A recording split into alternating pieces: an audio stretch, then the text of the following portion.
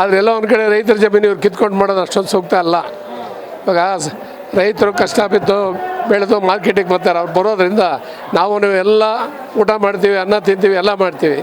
ಇರೋದನ್ನು ಕಿತ್ಕೊಂಡು ಅವ್ರು ಎಲ್ಲಿಂದ ಮಾಡ್ತಾರೆ ಹೇಳಿ?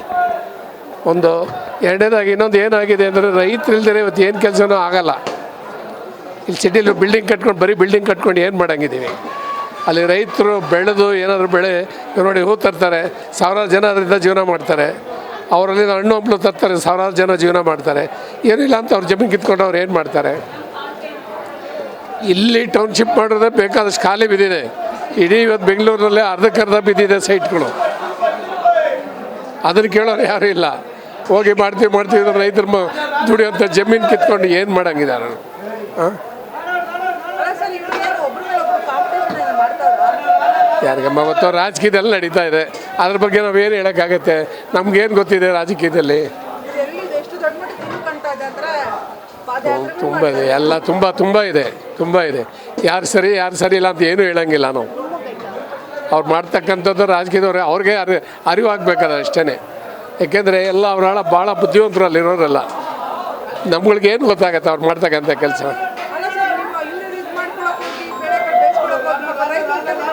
ಏನು ಮಾಡೋದು? ಅವ್ರ ಜೀವನ ಹಾಳಾಗ್ತದೆ, ಏನು ಮಾಡೋಕ್ಕಾಗಲ್ಲ. ರೈತರು ಇವತ್ತೇನೋ 1 ಕೋಟಿನ 2 ಕೋಟಿನ ಇವ್ರು ಕೊಡ್ತಾರೆ. ಆ 2 ಕೋಟಿ 2 ದಿವಸ ಬಿಟ್ಕೊತಾರೆ ರೈತರು. ಯಾರೋ ಬುದ್ಧಿವಂತರಾದ್ರೆ ಯಾರೋ ಒಂದು ಬಿಲ್ಡಿಂಗ್ ಕಟ್ಕೊತಾರೆ, ಏನೋ ದಾರಿ ಮಾಡ್ಕೊತಾರೆ. ಕೆಲವರು ಎಲ್ಲ ಕುಡಿದು 3 ದಿವಸಕ್ಕೆ ಖಾಲಿ ಮಾಡ್ಕೊಂಡು ಮನೇಲಿ ಇರ್ತಾರೆ. ನಷ್ಟ ಅದರಿಂದ ಏನು ಪ್ರಯೋಜನ ಆಗುತ್ತೆ? ಆ ಇರೋದು ಕೈದ ಖಾಲಿ ಆದಮೇಲೆ ಅವ್ರು ಭಿಕ್ಷೆ ಹತ್ತಬೇಕು ಅಷ್ಟೇ. ಸರ್ಕಾರ ಇದೆಲ್ಲ ಯೋಚನೆ ಮಾಡಬೇಕು. ಈಗ ಜಮೀನು ಕೊಡ್ತಕ್ಕಂಥವ್ರಲ್ಲಿ ಬಡವರು ಇದ್ದಾರೆ, ಸಾಹುಕಾರರು ಇದ್ದಾರೆ, ಎಲ್ಲರೂ ಇದ್ದಾರೆ. ಅದ್ರಲ್ಲಿ ಕಳ್ಕೊಳ್ಳೋಂಥವ್ರು ತುಂಬ ಜನ ಇದ್ದಾರೆ. ಅವ್ರು ಕಳ್ಕೊಂಡ್ಮೇಲೆ ಮತ್ತೆ ಸಂಪಾದಿಸೋಕ್ಕಾಗಲ್ಲ. ಬಿಡಬೇಕು ರೈತರನ್ನ ಕಷ್ಟ ಬಿದ್ದು ದುಡಿದು ತಿನ್ನೋರಿಗೆ ದಾರಿ ಮಾಡಿಕೊಳ್ಳಿ, ಬಿಡಲಿ. ಏನೋಗಿದೆ ಟೌನ್ಶಿಪ್ ಮಾಡೋದಕ್ಕೆ ಬೇಕಾದಷ್ಟಿದೆ ಬೆಂಗಳೂರು ಸುತ್ತಮುತ್ತ, ಮಾಡಲಿ. ಅವರು ಅಷ್ಟು ದೂರ ಯಾಕೆ ಹೋಗಬೇಕು? ಭಾಳ ಇದು ಅನ್ಯಾಯನೇ, ಇದು ಅಷ್ಟೊಂದು ಸುಲಭ ಅಲ್ಲ.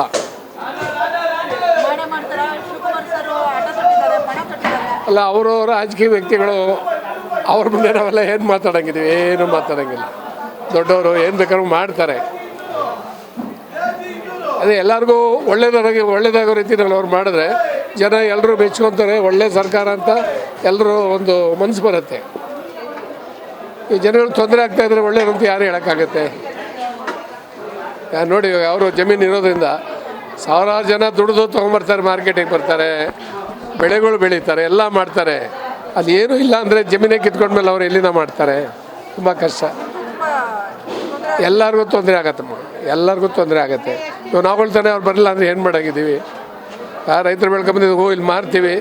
ಇಲ್ಲ 10 ಜನ 12 ಜನ ಕೆಲಸದವ್ರು ಇರ್ತಾರೆ, ಅವ್ರ ಹೊಟ್ಟೆ ತುಂಬ್ತದೆ. ಇಲ್ಲಿಂದ ತೊಗೊಂಡು ಸಾವಿರಾರು ಕುಟುಂಬಗಳು ಅವರಿಂದ ಜೀವನ ಮಾಡ್ತಾರೆ.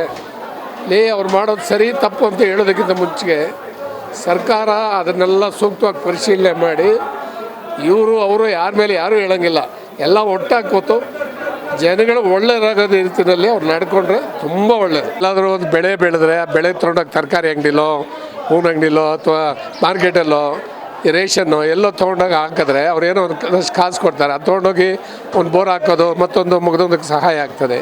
ಅವ್ರು ಏನೂ ಇಲ್ಲ ಅಂದರೆ ಮನೇಲಿರ್ತಕ್ಕಂಥ ಮಕ್ಕಳದು ಹೆಂಗಸರ್ದು ಒಡವೆ ಗಿಡವೆ ತೊಗೊಂಡೋಗಿ ಎಲ್ಲಾದರೂ ಇಟ್ಟು ಅದನ್ನು ಕೆಲಸ ಮಾಡಬೇಕು. ಅಷ್ಟು ತೊಂದರೆ ಆಗತ್ತೆ. ಇದು ಜನರಲ್ಲಾಗಿ ಎಲ್ಲರಿಗೂ ಆಗುತ್ತೆ. ಯಾರೇ ಆಗಿರಲಿ, ಒಬ್ಬ ವ್ಯವಸಾಯಿನಿಗೆ ಎಲ್ಲಿಂದ ಬರುತ್ತೆ ದುಡ್ಡು? ಎಲ್ಲಿಂದನೂ ಬರೋಲ್ಲ. ಇವಾಗ ಏನು ಸರ್ಕಾರ ಕೊಡ್ತೀರಾ 2 ಕೋಟಿನೋ 3 ಕೋಟಿನೋ, ಎಲ್ಲಿವರೆಗೂ ಉಳ್ಕೊಳ್ಳೋದು? ಏನೂ ಪ್ರಯೋಜನ ಇಲ್ಲ. ದುಡ್ಡು ಒಂದು 6 ತಿಂಗಳು ವರ್ಷನೋ ಇಟ್ಕೊಬೋದು ಅಷ್ಟೇ. ಅದೆಲ್ಲ ಖಾಲಿ ಆದಮೇಲೆ ಕೂಲಿಗೆ ಹೋಗ್ಬೇಕು, ಇಲ್ಲ ಭಿಕ್ಷೆ ಎತ್ತಬೇಕು.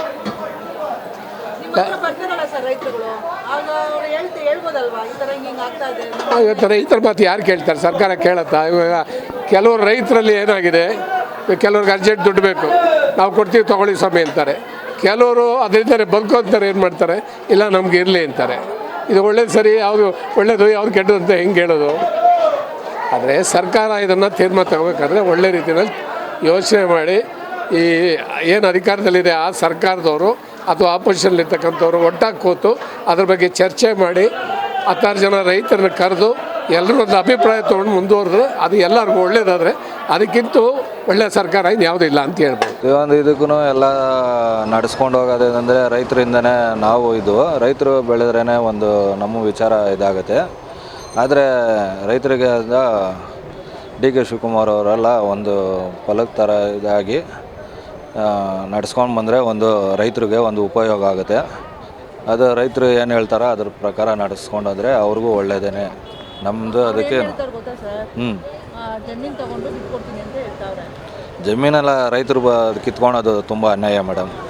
ಇರೋದು ಹೇಳ್ಬೇಕಂದ್ರೆ ತುಂಬ ಅನ್ಯಾಯ. ರೈತರದ್ದು ಏನಾಯ್ತು ಅವ್ರು ಬೆಳೆದ್ರೆ ತಾನೇ ರೈತರಿಗೆ ನಮಗೂ ಎಲ್ಲ ಫಲ ಬರೋದು. ಅವರೇ ಬೆಳೆದಿಲ್ಲ ಅಂದರೆ ಏನು ಮಾಡ್ತಾರೆ? ಅದರಿಂದ ರೈತರಿಗೆ ಏನು ಇದಾಗುತ್ತೋ ಅವ್ರಿಗೆ ಅನ್ಯಾಯ ಮಾಡೋದೇ ಬೇಡ. ಎಲ್ಲ ಅದು ತಪ್ಪು ಮೇಡಮ್ ಮಾಡೋದು. ಅವಾಗ ಹೆಂಗಿತ್ತೋ ನಮ್ಮ ಕರ್ನಾಟಕ ಹೆಂಗಿತ್ತೋ ಹಂಗೆ ಇರಬೇಕು. ಬೇರೆ ಥರ ಇದಾಗೋದು ಬೇಡ. ಎಲ್ಲ ಒಂದೇ ಥರ ಇದ್ದರೆ ಚೆಂದ. ಬಡವರಾಗಲಿ ಸಾಹುಕಾರಾಗಲಿ ಅದು ಭೇದ ಭಾವ ಇರಬಾರ್ದು. ಏನಾದ್ರೂ ಒಂದು ಇದಾಗಿರಬೇಕು. ನಮ್ದು ಅದೇ ಮೈನ್. ಈಗ ರೈತರು ವ್ಯವಸಾಯನೇ ಕುಲ ಕಸುಬು ಆಗ್ಬಿಟ್ಟಿದೆ. ಅದು ಬಿಟ್ಟರೆ ಅದು ಬೇರೆ ಏನೂ ಗೊತ್ತಿರಲ್ಲ ಅವ್ರಿಗೆ. ಈಗ ಸರ್ಕಾರಕ್ಕೆ ಕಿತ್ಕೊಂಡ್ಬಿಟ್ಟು ಕೈಗೆ ದುಡ್ಡು ಕೊಟ್ಬಿಟ್ರೆ ಅದು ಅವ್ರಿಗೆ ಕೆಡಿಸ್ದಂಗೆ ಅನ್ಯಾಯ ಮೇಡಮ್. ಇವರೇ ಕೆಡಿಸ್ದಂಗೆ ಅನ್ಯಾಯ. ರೈತರು ಅವಾಗ ಹೆಂಗೆ ಇದ್ರೋ ಅದೇ ಥರ ಬಿಟ್ಬಿಟ್ರೆ ಅವ್ರಿಗೆ ಪಾಡಿಗೆ ಅವ್ರಿಗೆ ಇದು ಮಾಡೋದೇ ಅವ್ರಿಗೆ ಒಂದು ಫಲ ಇಡ್ತೈತೆ. ಕಿತ್ಕೊಂಡ್ಬಿಟ್ಟು ನಾವು ದುಡ್ಡು ಕೊಡ್ತೀನಿ ಅಂದರೆ ಅದು ಅವ್ರಿಗೆ ಇವರೇ ದಾರಿ ತೋರಿಸ್ಕೊಡಂಗಾಗುತ್ತೆ. ಬೇರೆ ಇನ್ನೇನಿಲ್ಲ ಮೇಡಮ್. ಎಲ್ಲ ಟೌನ್ಶಿಪ್ ಮಾಡ್ಕೊಂಡವ್ರೆ ಬೆಳೆ ಬೆಳೆಯೋರು ಮೇಡಮ್. ಬೆಳೆ ಬೆಳೆದ್ರೆ ಅಲ್ವಾ ಇದು ಬರೋದು. ಇಲ್ಲಿ ನಾವು ಮಾರೋಕ್ಕಾಗೋದು. ಅದು ಒಂದು ಸೈಕಲ್ ಥರ ಹೋಗ್ತಾ ಇರ್ತದೆ. ಆ ಸೈಕಲ್ನ ನಿಲ್ಸೋಕೆ ಹೋದರೆ ಇಲ್ಲಿ ಏನೂ ಮಾಡೋಕ್ಕಾಗಲ್ಲ. ಟೌನ್ಶಿಪ್ ಬೇಕಾಗೇ ಇಲ್ಲ. ಟೌನ್ ಅದು ಬಿಟ್ಟರೆ ಬೇರೆ ಕಡೆ ಇಲ್ವಾ ಟೌನ್ ಮಾಡೋಕ್ಕೆ? ಬೇರೆ ಕಡೆ ಬಂಡೆ ಕಲ್ಲುಗಳಿದ್ದಾವೆ, ಅದನ್ನೇ ಹೊಡೆದ್ಬಿಟ್ಟು ಮಾಡಲಿ ಬಿಡಿ ಟೌನ್ಶಿಪ್ಪು. ಅದು ಬಿಟ್ಬಿಟ್ಟು ಜಮೀನು ಉಳುಮೆ ಮಾಡೋದನ್ನ ಮಾಡಿಬಿಟ್ರೆ ಏನು ಪ್ರಯೋಜನ ಇದೆ? ಒಳ್ಳೆ ಬೆಳೆ ಬೆಳೀತಾರೆ ಅಂಥ ಜಾಗದಲ್ಲಿ ಹೋಗಿ ಒಳ್ಳೆ ಅಡಿಕೆ ತೋಟಗಳು, ತೆಂಗಿನ ತೋಟಗಳು ಹೆಂಗಿದಾವೆ ಅಲ್ಲಿ ಬಿಡದಿದ್ರೆ. ಅದು ಬಿಟ್ಬಿಟ್ಟು ಅದನ್ನು ಬಿಟ್ಬಿಟ್ಟು ಇವರು ಹೋಗಿ ಟೌನ್ಶಿಪ್ ಮಾಡಿಬಿಟ್ರೆ ಎಷ್ಟು ಜನಕ್ಕೆ ಕೆಲಸ ಕೊಟ್ಬಿಡ್ತಾರೆ? ಒಂದು ದಿವಸ ಕೊಡ್ತಾರೆ, 2 ದಿವಸ ಕೊಡ್ತಾರೆ. ಕೆಲಸ ಏನಾದ್ರು ಲಾಸ್ ಆದ ಅಂದರೆ ಅವನು ಎತ್ತಂಗಡಿ ಊರು ಬಿಡ್ತಾನೆ. ಇಲ್ಲಿ ಕೆಲಸ ಮಾಡೋರು ರೋಡ್ಗೆ ಬರ್ತಾರೆ. ಈ ಕಡೆ ಇವ್ರನ್ನೂ ರೋಡಿಗೆ ಕಳಿಸಿ ಅವ್ರನ್ನೂ ರೋಡಿಗೆ ಕಳಿಸಿ ಏನು ಸಾಧನೆ ಮಾಡ್ತಬೇಕು? ಸರ್, ಈಗ ಒಬ್ರು ಮಾತಾಡ್ತಾರೆ, ಅವ್ರು ಅದೇ ಅಂದರು, ಅಮ್ಮ ದುಡ್ಡು ಕೊಟ್ಟಿದ್ದು ನಾವು ಎಷ್ಟು ದಿನ ಇರುತ್ತೆ, ನನ್ನ ಮಕ್ಕಳು ಕುಡುಕರು. ಹೌದು, ನನ್ನ ಹೆಂಡತಿಗೆ ಏನಂತ ಅದನ್ನ ಎಷ್ಟು ದಿನ ಅದು ಕೂತ್ಕೊಂಡು ತಿಂದರೆ ಕುಡ್ಕೋಣನೂ ಸಾಲಲ್ಲ. ಎಷ್ಟು ದುಡ್ಡಿದ್ರೂ ಕೂತ್ಕೊಂಡು ತಿನ್ನೋನಿಗೆ ಎಷ್ಟು ದುಡ್ಡಿದ್ರೆ ಏನಿರ್ತೇಳಿ?